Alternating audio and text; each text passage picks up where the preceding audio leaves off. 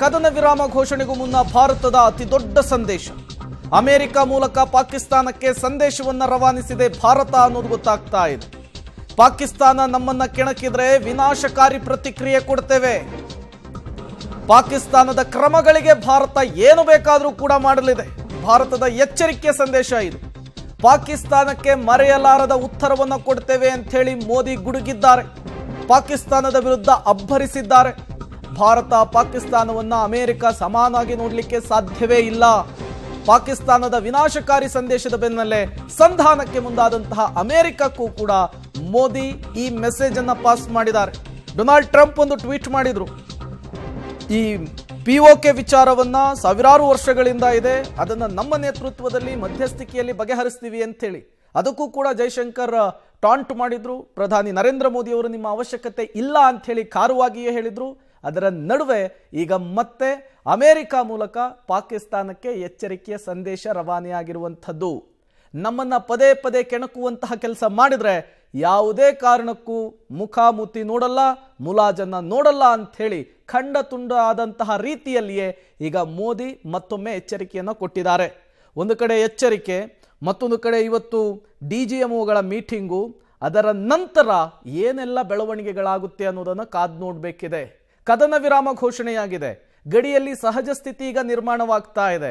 ಈ ಪಾಕಿಸ್ತಾನ ಇದೆಯಲ್ಲ, ಅದು ಕದನ ವಿರಾಮ ಒಪ್ಪಂದಗಳನ್ನು ಮಾಡಿಕೊಂಡು ತದನಂತರ ಬೆನ್ನಿಗೆ ಚೂರಿ ಹಾಕುವಂತಹ ಕೆಲಸವನ್ನ 75 ವರ್ಷಗಳಿಂದ ಮಾಡ್ಕೊಂಡು ಬರ್ತಾನೇ ಇದೆ. ಇನ್ನು ಮುಂದೆ ಸರಿ ಆಗುತ್ತೆ ಅನ್ನುವಂತಹ ನಂಬಿಕೆ ಕೂಡ ಭಾರತಕ್ಕಿಲ್ಲ.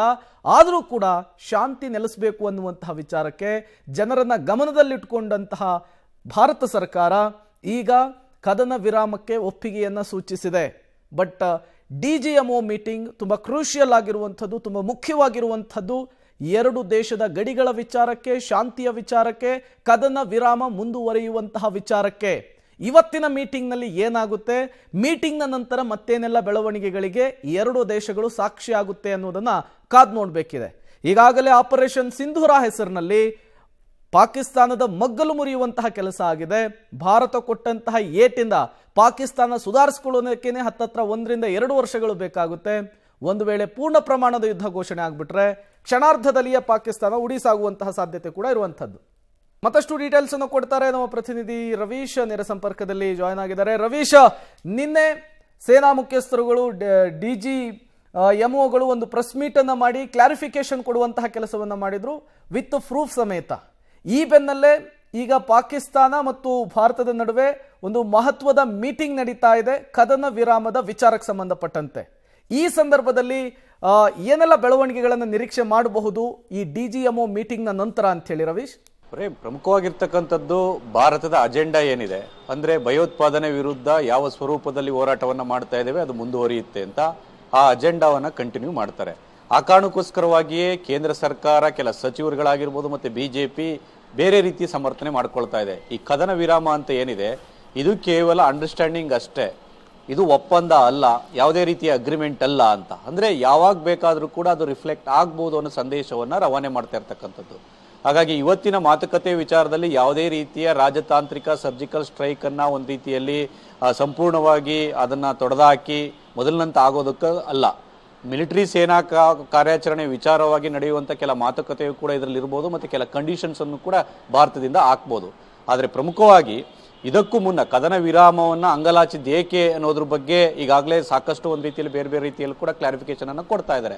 ಆದರೆ ಪ್ರಧಾನಿ ನರೇಂದ್ರ ಮೋದಿ ಅವರು ಒಂದು ಅಮೆರಿಕಕ್ಕೆ ಹೇಳದಂಥ ಸಂದರ್ಭದಲ್ಲಿ ವಾಯು ನೆಲೆಗಳನ್ನು ನಾಶ ಮಾಡಿದ ಕಾರಣಗಳಿಗೋಸ್ಕರವಾಗಿಯೇ ಅವರ ವಿರುದ್ಧ ಮಿಲಿಟರಿ ಕಾರ್ಯಾಚರಣೆ ಆರಂಭ ಶುರುವಾಗಿದ್ದಂಗಿಂದ ಕಾರಣಗಳಿಗೋಸ್ಕರವಾಗಿಯೇ ನಿಮ್ಮ ಹತ್ರ ಪಾಕಿಸ್ತಾನ ಬಂದಿದೆ.